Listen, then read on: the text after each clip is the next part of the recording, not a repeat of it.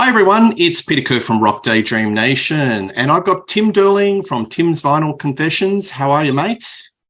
I'm really good, Peter. We're back. We must like Whitesnake or something. We We seem to talk do. about them a lot. Yeah. Absolutely. If I'm going to talk about Whitesnake, I've got to get Tim on the show. I pitched a show idea to Tim and he took it with both hands. I want to talk about the later years of Whitesnake, which doesn't get quite enough love. A lot of people talk about the early classic lineup. They talk about the era of 1987 where they were uber huge, but there's not too much focus on the later years. And I'm talking from maybe Restless Heart. This is the remastered version of the album, right up to Flesh and Blood. So what we're going to do is we're going to cover each of the albums, spotlight two or three of our favorite songs off the album, and maybe they did multiple releases, whether it was greatest hits or live albums. We'll talk about those briefly in between. So, Tim, if you don't mind, maybe we'll start off with Restless Heart in 1997. Yeah, tell us what your favorite song off that album is, a couple. Sure. Thanks, Peter, for having me on again. Yeah, I think it's important to talk about the latter day work of a band because, people need to know that it didn't just stop and they didn't just keep on touring. Coverdale stayed pretty active. I mean, he kind of retired Whitesnake for a couple of years, but he got back into it. But I was pleasantly surprised to find out that Restless Heart even existed. I remember buying that.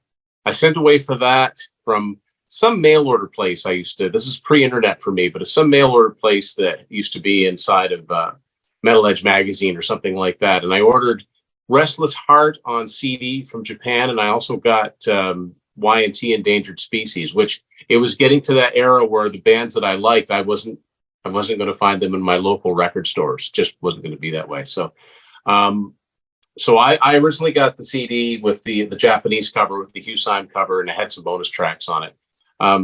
That one right there. Yeah. And that's classic Hugh Syme's classic looking Whitesnake. Never until that reissue came out that you held up, which I also have on vinyl. It never came out in North America as an official release, which I remember thinking that kind of strange and considering how big they were. But that just shows you how far down that brand of melodic hard rock had fallen in popular opinion. Thankfully, it came back around. What I've got to show, actually, I'm trying to mix the formats up. This is actually a UK cassette. It's got a different cover on it. It said David Coverdale's Whitesnake. There you go, on CD. And this is on EMI. And absolutely my favorite song on it is a single, Too Many Tears. I thought that was classic Whitesnake. I thought in another era that could have been a big hit single. I really like the song Crying. That's another heavy one. It's not to be confused with Crying in the Rain, but it's got that same type of, it's heavy. It's the heaviest blues song that you'll ever hear. And if I was going to pick a third song off of it, I really like, it closes the cassette. I really like Woman Trouble Blues. Those are probably my three favorites off Restless Heart. Nice. I love the title track, Restless Heart. I think that's a killer. Coverdale's using a different tone to his voice. So you're never going to have that early blues tone. He probably blew out a lot of his range through that operation that he did to address his sinus problems and from excessive touring in 1987. But he's singing wonderfully in certain parameters, and he's still got that beautiful rich tone to his voice, and he sings in the right range. And I love Restless Heart, the title track song. And one of the things that I really find fine about this album is Vandenberg's bluesy guitar playing. Now, I read an interview that DC did, and he said he set very strict instructions for Vandenberg that he didn't want shredding. He wanted it toned back, and he wanted that bluesy type of licks. And I think Vandenberg does this wonderfully. And it's one of the very rare Vandenberg. This is the first Vandenberg album that it's he's the only done Whitesnake album he's on. Yes. Every track. It's crazy because everybody remembers him from the '87 videos. Yeah, absolutely. So poor Adrian is really, finally got his chance, but in 1997, where the ship has kind of sailed commercially. they've got a really fine band on this album. They've got Guy Pratt, who is a session muso extraordinaire. You just look at his CV, he's done everything. They've got Denny Kamasi on drums and Brett Tuggle on keyboards. So they've got a really crack band, but it just didn't get a US release. It was just, and I saw it in the shops, and this was the cover. I don't mind this cover, actually, because you actually see his face, because I'm getting a little bit tired, and we'll talk about this when we go deeper in the show, where you have all these symbols and, I said the same thing to Martin Popoff. I've had to all stop generic myself in stores and go, do I already have this? Because after a while, they all look the same. Yeah, well, you've got a human. And, DC's got, he's dyed the hair back to brown. It's got that classic rock look. And I think he even cut his hair short for a little period just around this circa. But he looks like he means business, but it flopped. And in my local record store, it was basically the real estate. 1987 would have had prime real estate in the record store. You would have had posters and it would have been front of center, but this would have been tucked away under W for Whitesnake. You'd have to be a fan to find, there's a new Whitesnake album. It was just minimal sort of promotion. It only reached number 34 in the UK, and it's a real head scratch that it didn't make America in any shape or form. I like Crying. That's a great song. It's bluesy. I think it's a vocal masterclass. It's got that gritty vocals, and it's got some nice backup singing by Beth Anderson. And a little bit of trivia: Beth Anderson was she did the backup vocals for Lamal, The Never-Ending Story. Was that ever a hit in Canada? Oh yeah, absolutely it was. And anybody that's ever watched the Netflix show Stranger Things, even if they didn't know it in 1985, they know it now because it played a major plot point in one of the episodes. Wow, absolutely. I did not know that. Yeah, and she also did a song on the Scarface soundtrack, the Al Pacino movie, Dance, Dance, Dance. So a little bit of pedigree. So DC has this innate ability to attract top shelf people. The guy has played with Blackmore and Page, and even when he's putting down a project like this, he's still got the ability to sort of attract top shelf musicians. So I could just imagine him on the phone, and they're just jumping to play on this album. But I like that. It's Crying, and it's got that sort of Kashmir feel towards it, builds up. I like that a lot. And I also like that song that you just picked, Too Many Tears. However, I will pick the version of this. So I don't know if you've got this. This is the 25th anniversary or the Silver Anniversary collection, and it's a different version of Too Many Tears, and it's slightly countrified. It's got slide, I think, pedal steel guitar. It's got a country feel to it. And you listen to it and you go, okay, this could have been a different direction that DC could have gone, I don't know. That's one of the many compilations I don't have. I don't. Yeah. There's a few of them I don't have, but that's interesting. And I didn't realize until the advent of YouTube that there was even a video for it. That's how, very underground low. it was. Very low key, and it would have been just put on the grave shift hours in MTV. But I get these compilations. I know I'm a sucker for it because there's always one or two nuggets that you haven't got a version. It might be a live track or it might be an alternative mix. The curse is real. Sorry. Oh, for sure. Yeah. It is. All right. And one more thing about Restless Heart. The thing that I remember thinking about when I first heard it, so it starts out with Don't Fade Away, which is a really mellow kind of song. And it's like, this is an interesting way to come back after, really at this point, 8 years, even though the Coverdale Page album, if he'd have written another Whitesnake album at that point, it probably wouldn't have been that different, stylistically. But you mentioned that he cut his hair. And yes, I bought an issue of Classic Rock magazine from the UK, which is great magazine.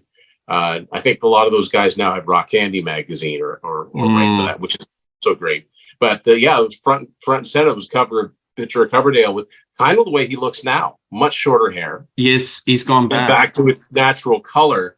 And he mentioned that Restless Heart, really, he wanted that to be a solo album. So when I read that, I was like, Yep. okay, that makes more sense, because it does sound, you know, songs like Don't Fade Away and Your Precious Love and Can't Go On, they kind of sound less like Whitesnake, more like what DC would do by himself. But he's actually said that his contract with EMI said something to the effect that he was signed as David Coverdale as the artist Whitesnake. So I think that's why he called it David Coverdale's Whitesnake, to let people know that, yes, it's Whitesnake, but it's me. And that's probably why, at least on that version that we just showed, it's him on the cover. Do you have this? You know what? I slept on that one, Into the Light, which was what he was promoting in that magazine. Yeah. But I may have to get it, because my understanding is that he's putting it back out and rebranding it as a Whitesnake album. So I guess I will be getting Into the Light, as they say. Absolutely. So I just thought I'd just throw it into the show, because going through the chronological order of his discography, that's sort of like the next cab off the rank. And he still maintains many of the players of the Restless Heart album playing on this, like Guy Pratt, etc. Yeah, it's a fine album, but it's still very mellow. And I agree with you. Don't Fade Away was not the right song. It's too mellow. But I love this remaster version. Tim really beefs it up. And I know he's being naughty because he's putting Joel Holstra on the album, and he's got keyboards. You know, there's some embellishments, but it really beefs up the sound of it. You know, it's his music, it's his legacy, and I guess I understand he doesn't have any. He can't do anything with the pre-slided in material. He has said that, unfortunately, and I think that goes back to really old management contracts with the old Purple days, unfortunately. So he's taken the music that he has the rights to, and he's, you know, chopping and shaping. There is one thing that I do want to talk about real quick, and there's an expanded version of it. But in '98, this came out, Starkers in Tokyo. And this is Mr. Coverdale and Mr. Vandenberg, exactly as it says. This cassette is from the UK, and it's exactly what it sounds like. It's David and Adrian, just in a very small setting, very small room, small crowd. And it's Adrian on guitar, David on vocals. It's a selection of songs from across, you know, his career. They even do, well, the last song on it is Soldier of Fortune, going back to the Purple days. And it's really cool. It's really, really intimate. David sings in a lower octave, which makes more sense when you realize how small a crowd they were playing in front of. It kind of wouldn't make any sense for him to sit there and yell at the people across the room. Really nice. It's nice. It's a really, really, and a lot of critics reckon that was, if we're talking about this era, they actually picked this as the CD that you must have in the later Whitesnake era. I like it a lot. I think it's magnificent. My only disappointment, I only have one disappointment, and it's nothing to do with the songs on it. It's about a song that's not on it. Because my understanding is that they worked on Burning Heart, which I'm an enormous fan of the Vandenberg albums. And of course, they were going to re-record that for Slip of the Tongue. We all know why that didn't happen. If you don't know why, then look it up. But they apparently that could have been on there, which I think would have sounded gorgeous with Adrian on acoustic guitar and David singing in that rich lower tone. But I digress. Yeah, absolutely. Okay, so then we move along, and I'll just throw a live album. You probably got this as well. So they have a bit of a lineup change, and Doug Aldridge is brought into the band as the lead guitarist. And he seems to be the major stalwart of the band for a good 10 years. So they have a good writing synergy. Reb Beach is in the band. And you can see that they've got various players, whether it's bass players or drummers, around those core three. And I'm not going to spotlight any songs in particular. They recorded 3 or 4 new songs. There's 4 new songs into this. None of them I I could probably recommend viewers, in my opinion, unless you've got a divergent opinion. They're okay, but it's just the previous material that's really strong. And also there was a video called Live in the Still of the Night. It was live at it really Hammersmith. gets confusing because you got Heart of the City, Still of the Night, Shadow of the Blues. Like it's all these in the something of the something. Yeah. And yeah, you're right. So Coverdale revives Whitesnake around 2003 and goes on tour, swears up and down he doesn't want to do any new material. Nobody's interested in new material.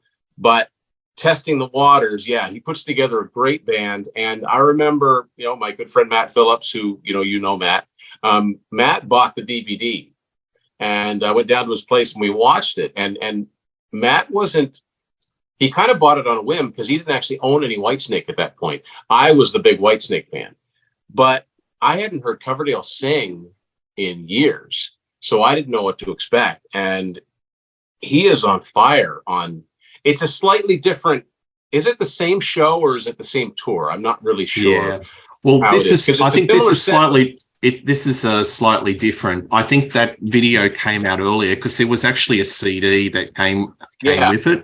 Right. Filmed at the sort of the heartbeat of Whitesnake, which is the Hammersmith Odeon or whatever it's called now. Yeah, it's gone through through so many names, and it's magnificent. It's a great, it's a great show. Starts off with Burn. They open with Burn. They throw a little Stormbreaker in the middle of it, and Coverdale. I couldn't believe how good he sounded, and I love the fact that unlike the '87 and the Slip of the Tongue period, they dip back. And I'm not talking about Full Fear Loving It, Here I Go Again, or Crying in the Rain. I'm talking Ready and Willing, Don't Break My Heart Again. Like, I couldn't believe they were dipping into Me With You. Walking in the Shadow of the Blues. Like this, I mean, it was amazing. I was really, really happy. This is sort of a companion DVD to it. The four new studio songs at the end of this, I kind of agree with you. They sound like what they are, 4 studio songs tucked on the end of a live album. They're not the selling points of the album. And I can see why they didn't save them for a full-length album. That's a bit of a common trend, isn't it? With you've got legacy bands, they get back together. Like Black Sabbath with Reunion did the same thing. They put a couple of live songs at the end, but it just didn't really it stuck out because it was completely sonically different, where they were using all that modern down tuning and it just clashed with the old material. But yeah, they're fine, but I can't just hardly recommend any of them compared to their studio albums. But this is a good, solid live album. And viewers, there are so many live albums they've put out, as you'll see as we progress through this show. All right, so we go to 2008, Good to Be Bad. And so Doug Aldridge and Red Beach is joined by Timothy Drury on keyboards, Uriah Duffy on bass, and Chris Frazier on drums, who was the drummer. He's the current drummer for Foreigner, and he's also worked with Eddie Money and Steve Vai. Now, thank you, Tim. I can't find my physical copy of Whitesnake. You've saved the day. However, I was lucky enough. I did see the tour. So my wife and I we're in America. We saw them at Jones Beach, supporting Judas Priest on their, I think it was the anniversary of British Steel. And there you go. There's Mr. DC. And I think I've even got a signature somewhere in the middle. There you go. There's the lads, all signed. And I like the fact that they went back to a 6-piece lineup too, because you need 2 guitar players, and you should probably have a keyboard player, and don't tuck them behind the curtain like they did, in the earlier years. If you're going to have keyboards in your band, have the keyboard player up front. And they toured Australia finally, because they came out in 1994, 93, where they had Warren DeMartini. They had all these odd sods band that they put together. Adrian Vandenberg, I think even Tommy Aldridge was on, but that was okay. I think still Tommy at that point. But I've seen clips of that lineup in Russia, I think. Adrian, Warren DeMartini, like, wow. I kind of wish there was recorded material, because I'm a huge Rat fan. But anyway, Yeah. But this lineup's great. And yeah, I have to say, Good to Be Bad, I think it's a killer album. I really like it. What do you think of this album, and maybe spotlight some songs? it was a pleasant surprise. And I went into my local Walmart, and this kind of told me that maybe those old bands that I liked were kind of, they'd kind of gone through the dark years, like the grunge was long gone, the alt rock, the pop punk, whatever passed as rock. And people were getting older, and a generation had gone by, and maybe it was just time for these. They were becoming legacy acts. But I was really glad that I walked into my local Walmart and saw the Good to Be Bad CD, which I bought that and Def Leppard Songs from the Sparkle Lounge the same day. And I got to say, of the two of them, Good to Be Bad is far a better album. And I love Def Leppard. So, but yeah, the opening track, Best Years, is just a tour de force. I really like that one. I think that All for Love is really good. And I'm going to pick one of the slow songs. It's, you're right, David Coverdale sort of went into this lower, raspier voice. I kind of first noticed it on the Coverdale Page album on something like the ballad Take Me for a Little While. And he uses that to really good effect, I think, on All I Want, All I Need. That's another one I really like on this one. And actually, this vinyl ends. It's an 11-song album, but on the end of side 4, it makes a 12th song with a live version of another classic song, Take Me With You, which is from that same DVD set. So yeah, a good album, really good. Yeah, I think it's great. And folks, I think there's another remastered box set coming very soon, and it's called Still Good to Be Bad, or I think that's what it's been named. I love Best Years, killer song. It does sound very similar to the Allman Brothers Whipping Post. Listen to that, folks. However, I forgive it. It's got a deep groove. It's got a bluesy riff, and I like it. I actually like this title track, Good to Be Bad, Bad to the Bone. Even it's not called Bad to the Bone, but I always think of that. It's bluesy rock. I love those subtle keyboard washes behind. It reminds me of John Lord. I think a lot of this album is starting to, put its foot back to the classic lineup. It's got its foot in both camps, and that's why I think this as an album works really successfully. I like Summer Rain. He does the ballads really nicely, and it's got that great interplay between Doug Aldridge and Reb Beach. I've read some interesting sort of interviews with Reb Beach, and he said it took him a while to get into the dynamics of Whitesnake because Aldridge was top dog. And initially those two, I don't know if there was a personality clash, but they had to find where they sat in the dynamics, because Coverdale, he loves the twin guitarists, but he always has a preference for one particular songwriter. And in this lineup, it was Doug Aldridge, and I think Reb Beach had some difficulty in that. And now with the later lineup, Reb Beach went up the pecking order, and he was like the main songwriter. But you watch those two on stage, and they work really well together. But my only complaint when you're watching them live is there's a lot of solo. I want more songs. And I know that he's of a physical age that he cannot do, a long set. It gives it, that's another thing. That's the thing people got to realize when they do these extended, it does give him a break. It's a breather. Yeah. So if you look at their song set, there's one called Guitar Jewel, and it usually goes on for 15 minutes. And, and then there's a drum solo, and that could be like the sign to, go to the bar and get a bourbon or something. But to me, I'd like to have more songs, and more solos means less songs. There's always been a lot of solos in the Whitesnake, even going back to the 1980s, but it's more prevalent. And when I saw them supporting Judas Priest, which was only a 70 to 75 minute spot, you want more songs, less solos. And they were still doing that. So yeah, I saw them once. I saw them in 2018 in between the Jason Bonham's Led Zeppelin tribute and Foreigner. Great night. It was a great show. But they only did when Whitesnake came on. It's the only time I've ever seen them. But when Whitesnake came on, it was all stuff from '87 and from Slide It In. That was it. And I remember being really disappointed that they didn't pull out even 8 and 11 Heart of the City. But, you know, it's weird because you think of a situation like Red Beach, where he's used to being the only guitar player. You know, he's the only guitar player and winger. He briefly replaced George Lynch and Dokken. So he's used to being, and he's a writer. So that must have been, it must have taken him a while. But I mean, Doug Aldrich, I mean, he was the guy for, you know, he was sort of the spark that reignited, I think, Coverdale. And he's of the, you know, when I listen to his solos, I hear Sykes. I hear a little bit of Sykes.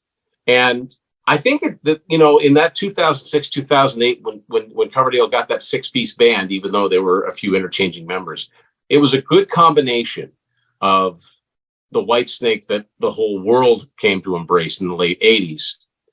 But it also had nods to the past. I think it struck a really, really good balance. And he really hasn't deviated from that, I don't think. Yeah, interesting one about Doug Aldrich, because he started a lot later.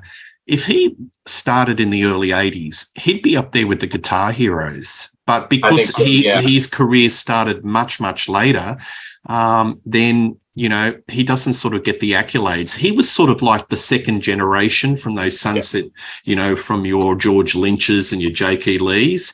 And that's, you know, when metal was probably on the decline in popularity. So he probably doesn't get the nod, and even less so maybe Red Beach, because Winger came out in late 80s.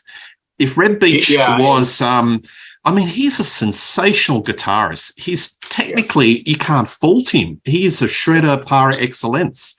If he came out in 1980, 81, there would be people probably talking about him in the same breath as Randy Rhoads, wouldn't there? Yeah, I think so. And plus, I mean, Winger, I'm a huge, huge Winger fan too. And they got so ridiculed and lambasted in the 90s. They were like the shoot on sight poster child for everything that was supposedly wrong with hair metal. But don't get me started on that. But yeah, and the other things with Doug Aldrich, he was never in a big band when they were big. You know, he was in the band Lion that never, like, they just came along too late to have that. You know, when I think of the band Lion, and I say this with a smirk, but it's also really good. They do the title song from the 1986 Transformers movie, the animated one. They do the theme, but it's awesome. Like, it's awesome shredding guitar. So Doug's obviously of that Randy Rhoads, Eddie Van Halen, you know, maybe Michael Schenker. And I think I hear John Sykes when he does a solo, because it sounds like he's playing in that style, especially during the slower songs where, you know, maybe he's got his treble down and he's got more of a bassy tone to his leads. But there's one thing that's missing. He doesn't do the. He doesn't do the wind up. The Blue Murder album and the '87 album. It's like a chainsaw. I had to agree. Anyway, it's true. Even on Thunder and Lightning, you hear a little bit of that. Yeah, absolutely. Alrighty, so then we go to a bit of a lineup change. We're going into Whitesnake, Forevermore. So Uriah Duffy leaves the band. Yeah. And also Chris Frazier. Now, I've got to say one thing, a quick shout out for Chris Frazier. I love his groove on Good to Be Bad. He's a very subtle drummer. He's not a hard-hitting metal drummer, but the thing about Good to Be Bad, it's got a bit of a groove all the way through. But that's not to say Forevermore is not a bad album. So Chris Frazier left the band. Michael Devon came in on bass, and Brian Tichy on drums, and he's a great drummer. Forevermore, that came out in 2011, hit the UK charts at number 33, US at number 49. What are your favorite songs off this album? This was the album where I started to notice, I know we've talked about this before. I started to notice Coverdale maybe dipping into his previous lyrics a little bit and chopping and cutting and pasting. And because I remember listening to the song All Out of Luck. And as soon as he sang All Out of Luck, somehow in my head, I said, he's going to sing Clean Out of Time. And he sang Clean Out of Time. It's like, oh, man. And I love, I'm a huge David Coverdale fan. This is something that only comes from a crazy fan. Especially when they call the song Love and Treat Me Right. Well, that's from Hit and Run.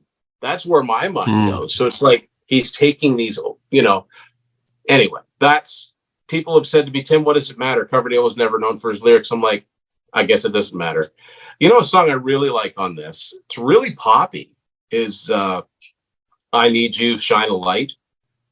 Like, that's a really poppy song, but I really like it. I know that, I think it was a single, it was a video. Love Will Set You Free. That's a great song. And I'm going to go with, for a third one.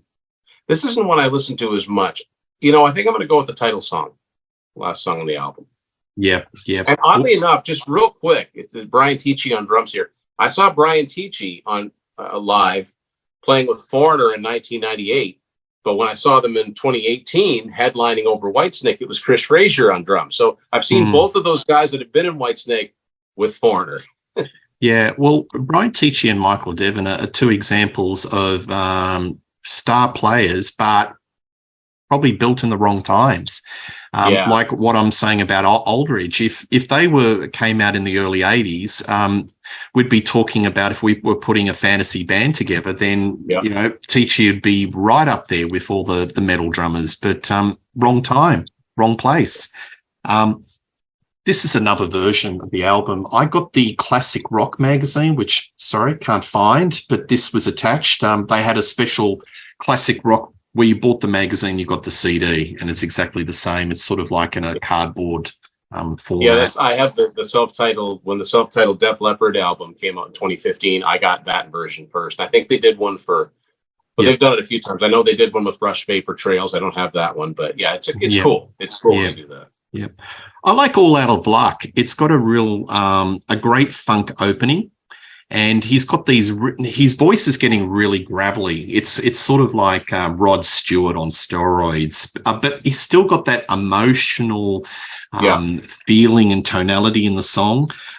This is the sort of, the funky rhythms and syncopations. This is the sort of stuff that Glenn Hughes has been doing in the last decade on his albums. So I'm not sure if DC's been listening, but it's good that he's using different rhythms and, sort of expanding the sonic template a little bit. And it's not just straightforward four on the floor. I love Forevermore. Again, every song on Whitesnake from, say, 1987 onwards, he has to have at least one Kashmir song or one song that sounds a little bit Eastern, with the chords. Judgment Day and sailing ships or whatever. Has to have that sort of pseudo Led Zeppelin feel to it, but I like it. And when it starts off with that acoustic start, it's quite haunting. And the way that he I have to say, with his band, he has great vocalists as well. That must be the prerequisite to be in the band, that you must have good vocal chops. And harmonies in this song are fantastic, but it reaches to a crescendo. It's powerful, it's emotive, and it's great. I like One of These Days as well. This is a sort of song that you could hear on classic AM radio, and I wrote down George Harrison. I could just imagine a George Harrison guitar line in it, and it'd be like a George Harrison solo song, but it's nice. It's something completely out of the Whitesnake template, and that's what I'm all about. I love that he was trying to be a bit more adventurous and go outside the template of a normal Whitesnake album. It's a proto ballad, and I like it a lot. So One of These Days. Yeah. Okay, so here we go. The Purple album. Yeah. Over to you. Okay. So I don't know why. I remember when this was first announced in early 2015, I was really excited because I loved the idea. And I've since gotten way, way, way into Deep Purple. I always had like a couple of compilation albums, but I always found that, sonically, when you compare them to, I'm choosing my words carefully here, but when you compare them to like early Queen stuff, the first Montrose album, even some of the classic Aerosmith albums from the 70s, I always found that some of the Deep Purple stuff sounded really, it was Zeppelin, but I always found some of the Deep Purple productions were really, really dated sounding. And I really liked the idea of Coverdale revisiting these songs with his current band. And I actually did a review episode, one of my earlier ones, because this came out right around the same time that our good friend Martin Popoff put this book out, Sail Away, Whitesnake's Fantastic Voyage, which is a really fascinating read. It does the best job that you possibly can at sorting out the confusing situation surrounding a lot of the albums, especially starting with Saints and Sinners, and the lineups coming and going and the record labels. And Neil Murray's in the band, and then he's not, and then he is again, and Mickey Moody's out, and then he's back, and then he's out. But anyway, I really, really like this album, and I know that you really, really don't. That's okay. But I will tell you that at the time that this came out, I only had Burn. When I listened to this, I went out and got Stormbringer. I got Come Taste the Band, and I got familiar with the original versions of all of the songs. Although there are, I believe, 6 out of the 8 songs on Burn are on here, so he really leaned on that album. I know that he wanted Blackmore to take part. Of course, that wasn't going to happen. This is after John Lord passed away. It's kind of a tribute to him. But yeah, I really like the interpretations of these songs. They're not, I don't think they're meant to replace the original songs. They're just alternate takes. But in some cases, I really, really think, well, I won't say it. I really like the Purple album. Yeah. Look, I always respect your opinion, and people hear different things, and you've got to just take that all in. One thing I'm sorry, I'm remiss. I've got to tell the viewers there was some very vital lineup changes. So Doug Aldridge actually left the band. Yes, that was a big one. That was and that was quite surprising, because he was probably one of the longest serving members of Whitesnake. If you look at their family tree, they don't last them that long. No. So he was there for a good decade, and that was a bit of a shock. And they brought in Joel Olstra in the band. From, he had just previously come from Night Ranger. Yeah. But he's also involved with TSO, Trans-Siberian Orchestra. And also Rock of Ages on Broadway. Yeah. I had actually seen Rock of Ages twice on Broadway with my wife, and I recognized him straight away because he's front and center as part of the house band in that show. So because he's got a very distinctive Nordic look. So visually you could see. Apparently Eddie Trunk had introduced both parties. So I think that was quite interesting. Tommy Aldridge, he's back in the band. Tommy Aldridge is back. And I got to tell you, when I saw Whitesnake, Tommy did, it's always in Crying in the Rain. He goes to his drum solo. He does the barehanded thing.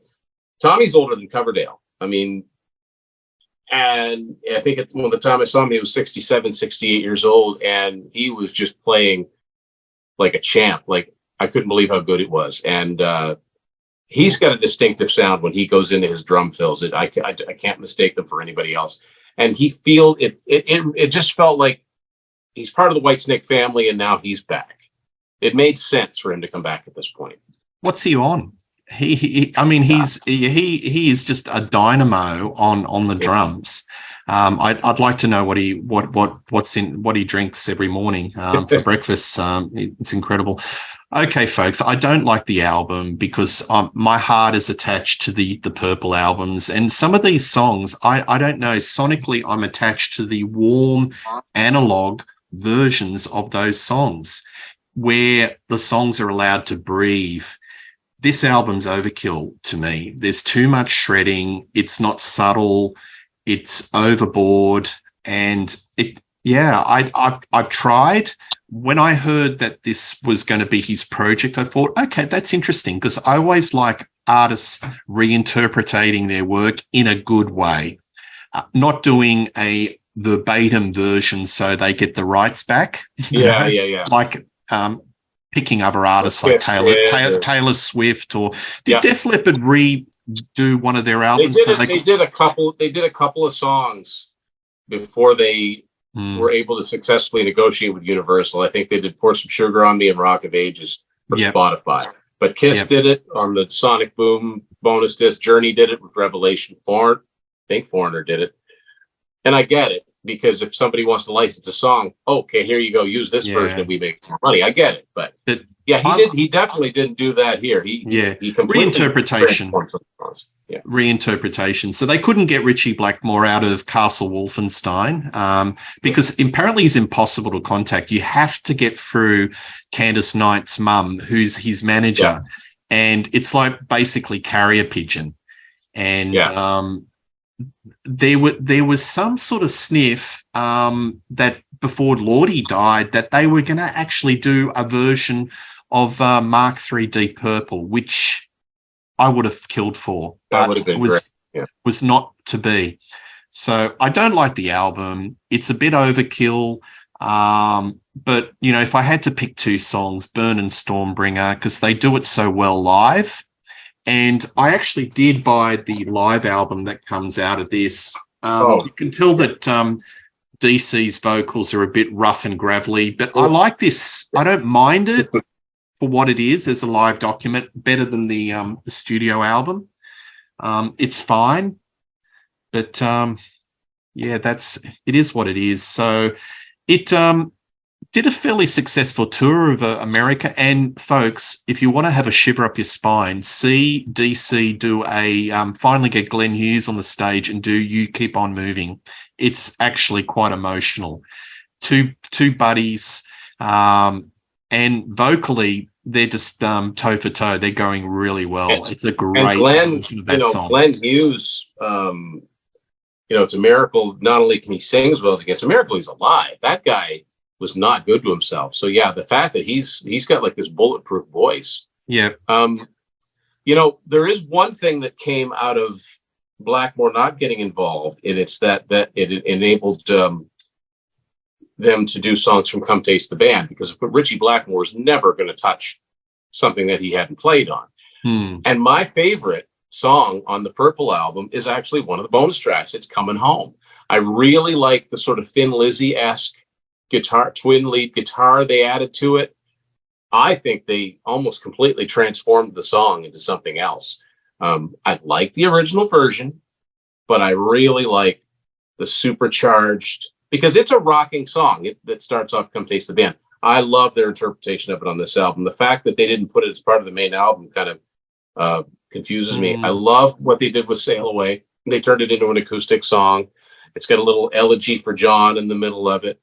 And if I had to pick another song, I remember saying this to Matt when we first got this, saying that the one song on this album that if I didn't know that these were, they're covers, but he's covering himself. But the one song on this album, if somebody had said, there's one new studio track in this album, I would have guessed Love Child, because I think that sounds the most like a Whitesnake song. But that's just my 2 cents on it. I really liked it. In the spirit of world peace, because I know that Peter wasn't a fan, I brought this along to calm him down. This is my Might Just Take Your Life single from France, which it's the only Deep Purple 45 I have. But the old stuff is nice. No Nice. Hey, it's funny you talk about Love Child, because that whole Come Taste the Band album, I've got a theory that was like prototype Whitesnake before Whitesnake. Big time. It's definitely a training ground. It's got all those familiar feel. Lyrically, love, Dealers, Love Child, and Sleazy Women, and that sort of prototype Whitesnake sort of riffage that was not to mention three guys that would end up in Whitesnake with Coverdale, Pace, and Lord. And Pace wasn't the original drummer. Actually, neither of them were originally in Whitesnake, because I know he had Dave Dowell and then he had like Pete Solly on keyboards. But yeah, it's if somebody likes the early Whitesnake and like, oh, I've heard Smoke on the Water a million times, I'm sick of it, but what about Coverdale stuff with Deep Purple? I'm like, if you like Snakebite and Trouble and Love Hunter, you'll probably like Come Taste the Band. It's just a few years previous, and it's not that different. Absolutely. But, and you've also got, you've got Glenn Hughes on there too. But, and talk about two singers that sound nothing alike but sound good together. Yeah. Have you got a theory why DC and Glenn Hughes have never done more collaborations? Because do you find it a little bit odd over their career? Their paths haven't really crossed. So I know that Cheap and Nasty off the Slip of the Tongue, Glenn Hughes. You can't really hear it, but and he turned up. Apparently, he wasn't in very good shape at that time. Yeah, he turned up to the studio. He wasn't in good shape, but really they've done nothing. And you read the social commentary, and a lot of the fans would just clamor for it. But unfortunately, I don't think it's going to happen now, because I think DC's voice is very questionable, and Glenn Hughes is he's still at the top of his game because his voice is sort of preserved. But do you have any theories other than maybe Glenn Hughes has had these abuse problems, drug abuse problems? I don't know. I mean, both of them have always spoken highly of each other. So I don't think there's any bad blood there like that. And as a matter of fact, it wouldn't surprise me if, even if he was mixed out, the fact that Glenn is credited on Cheap and Nasty and Slip of the Tongue was Coverdale's way of helping him a little bit. Like, here's a little cash for appearing on a platinum album. But I don't know why they haven't, unless it's too obvious. But I mean, they were there at the when Deep Purple went into the Rock and Roll Hall of Fame. So I don't know. It's a bit of a head scratch. Yeah, like to me, it's the whole Deep Purple thing is a head scratcher. Like, why?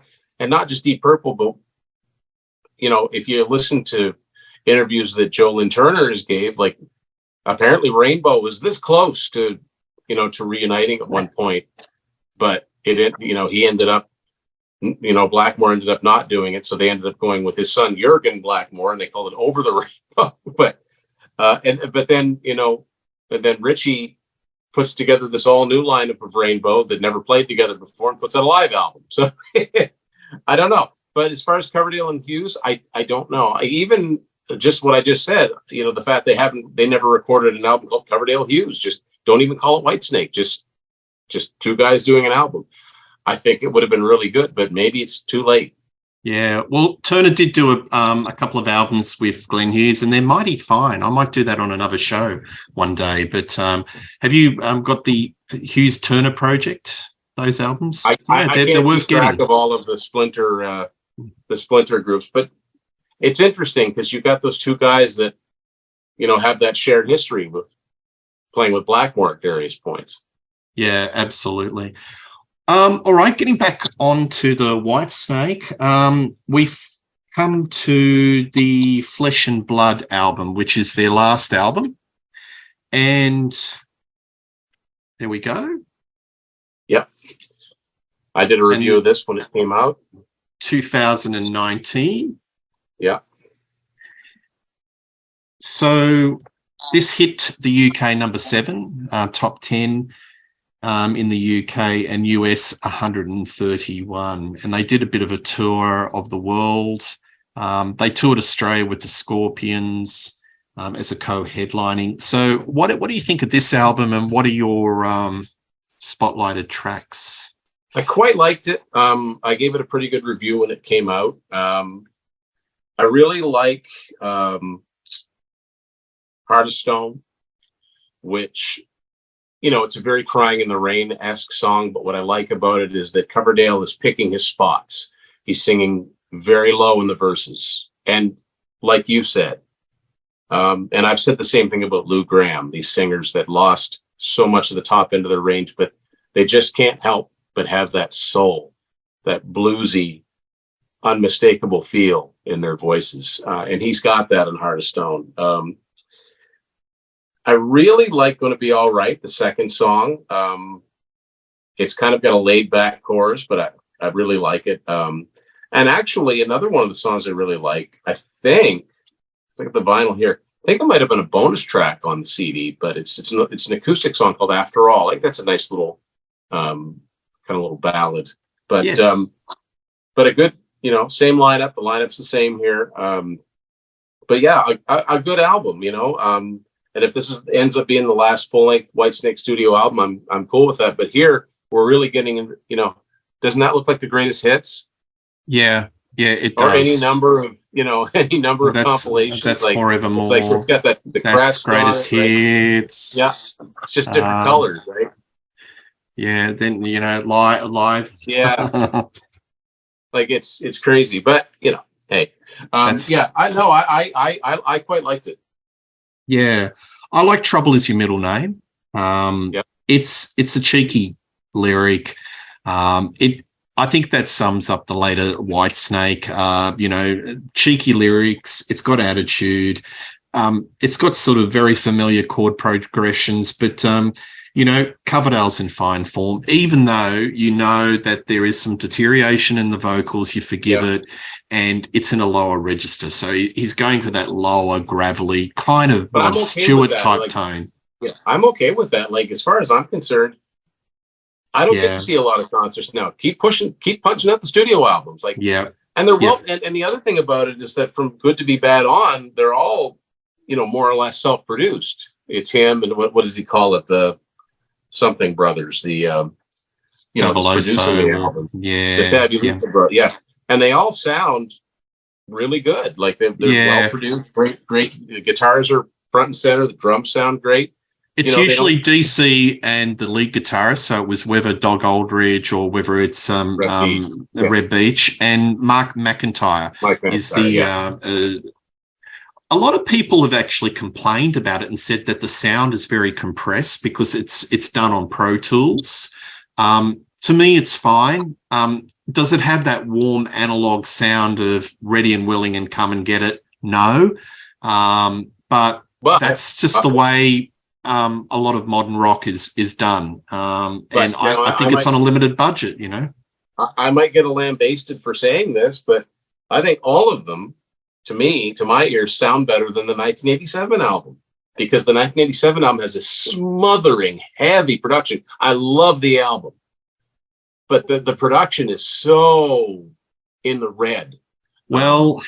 I'll talk about that in a sec. Just hold that thought because I want to ask you something about that. Gonna be all right.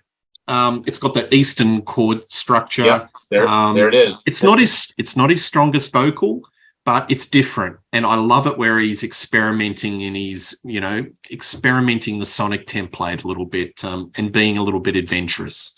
And After All. Again, this is something that I think you could hear on classic 70s radio. And I like that he's, trying something within a pop template. He's not doing just straightforward 4 on the floor because you need a bit of variety, and it's a bit of a palate cleanser. But I don't think it's his best. I think out of that era, I still think Good to Be Bad is my favorite. That's probably the lesser of the 3 if you were going to do Good to Be Bad, Forevermore, and In Flesh and Blood.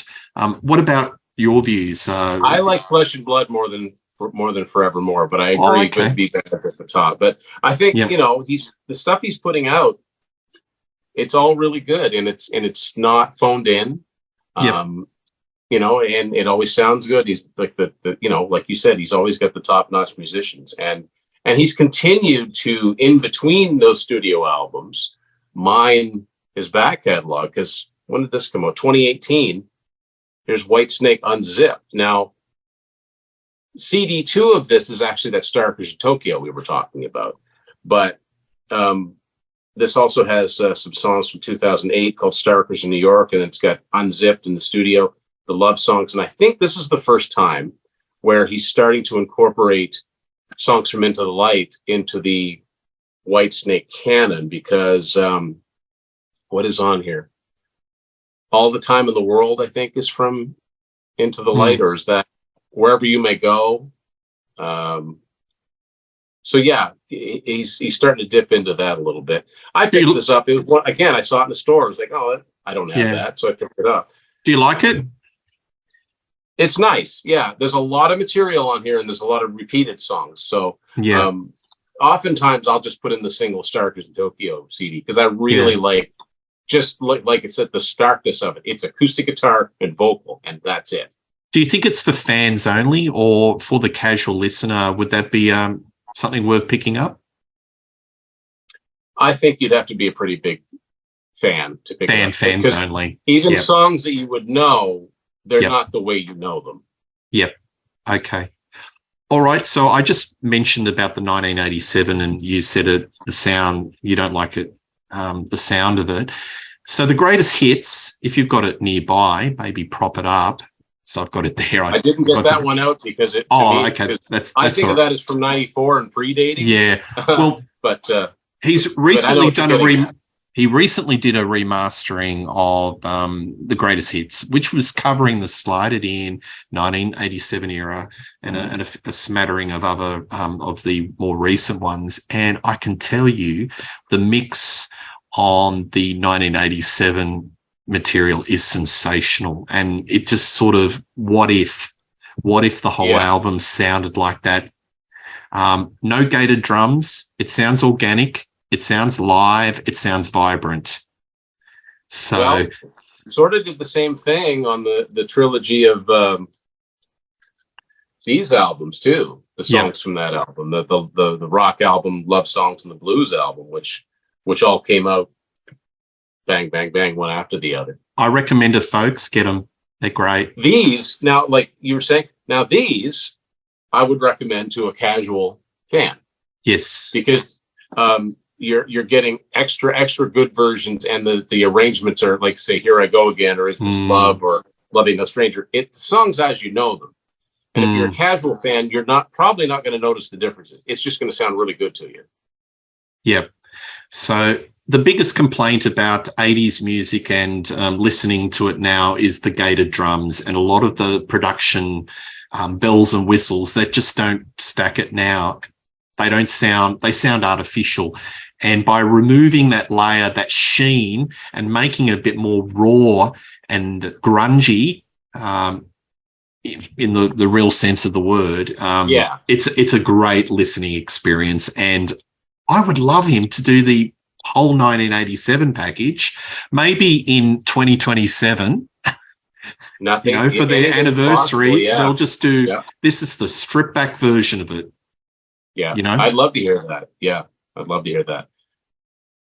Because Still of the Night, the version he does is just on that album, it's just killer. And Still of the Night, if you saw Tim and our show of last year when we picked our 5 favorite Whitesnake songs, it was both hit our top 5. And to hear it's a classic, and the album's a classic too. Like, don't get me wrong, it brings back a lot of memories listening to it. But that was back before, when I first heard that, I was like 13.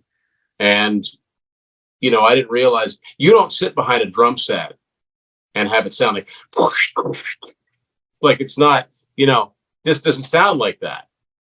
You listen to the songs on the greatest hits, the remixed, remastered, and the rock album or blues album, whatever. It kind of sounds a little bit more like a live band playing in a room. Yeah. There is actually a school of thought the Canon type sounding drums off that Still the Night probably started the whole trend of bands, metal bands. I'm sure that there were acts that did it previously, but I think that song really highlighted it, and a lot of them just picked up that production. And sort of. I mean, when you listen, when Ainsley Dunbar, who played on that album, when he goes into a fill, it's hard to tell what he's actually doing, because it's just all jumbled together. Yeah, absolutely.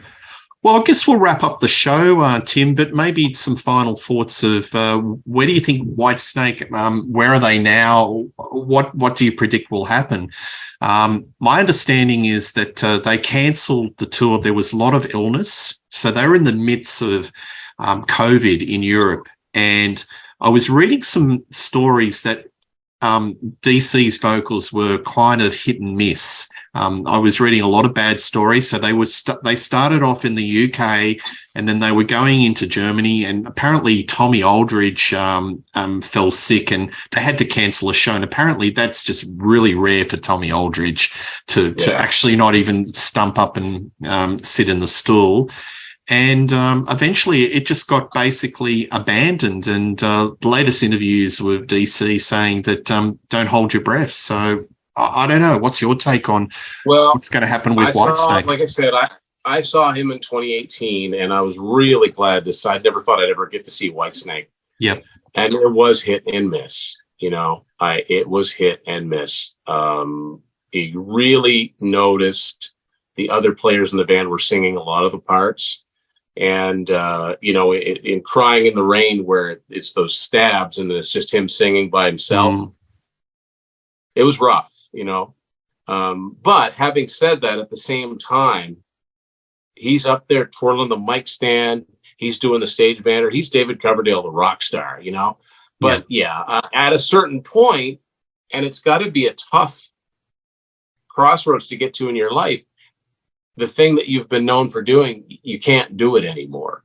And maybe he's there. I don't know. He's gone through this image makeover. He's cut his hair.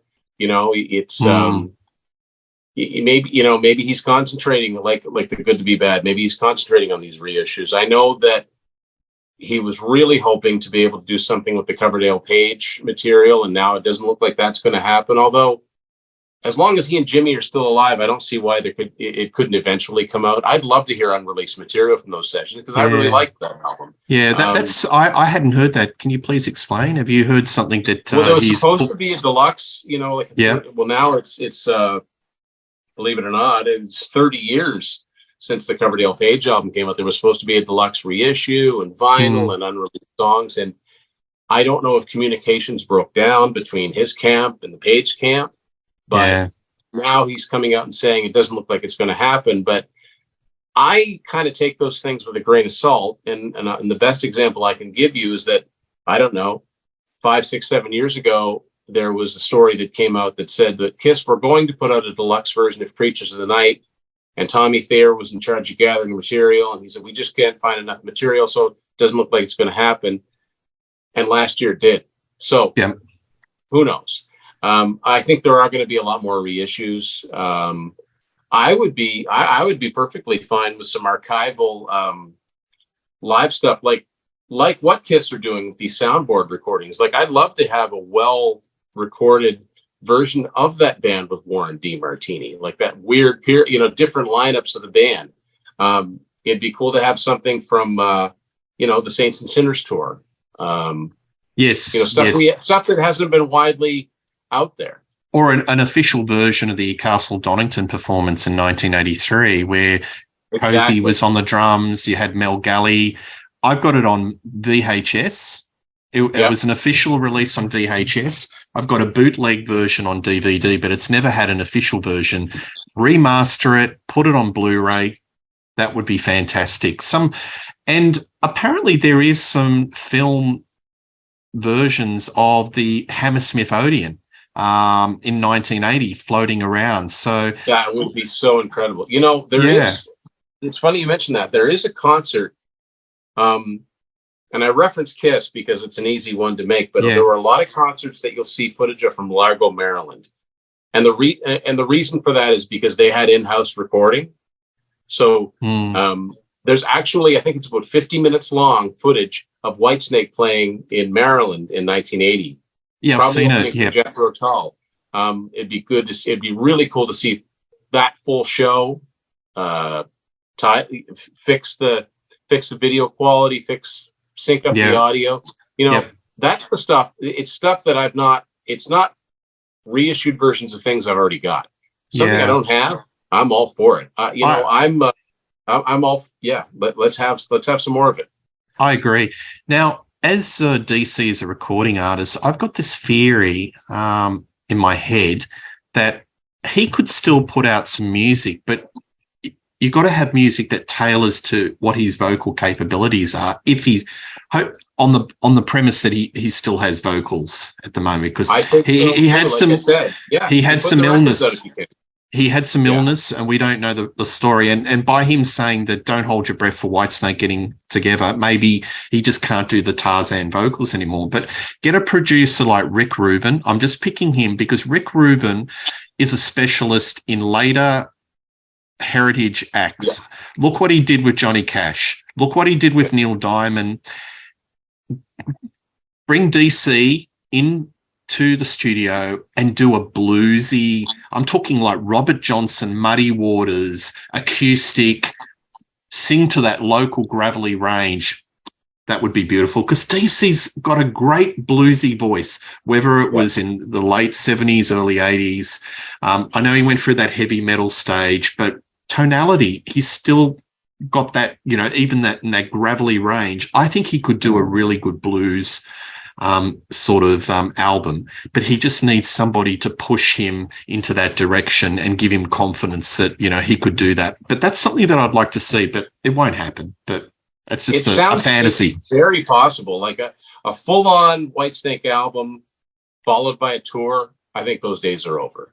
But something like that you just mentioned, very possible. Bluesy, just Thanks, Tim, as always. I think this has been a really fun episode. I think we've covered a lot of ground, and I'm sure there are more chapters in the Whitesnake story, and there's probably little bits and pieces during this year that we'll think, hey, we didn't talk about this. Let's cover this part of Whitesnake, because it's a big story. Please like and subscribe to Tim's channel. It's wonderful. Lots of content, Tim's Vinyl Confessions. Please like and subscribe to this channel, Rock Daydream Nation. Put your comments. I really appreciate the comments, and tell us what your favorite albums are in the later Whitesnake years, or for that matter, any Whitesnake album. Really appreciate seeing it. And Tim and I will be, we'll do a show on this channel very soon. Cheers. For sure.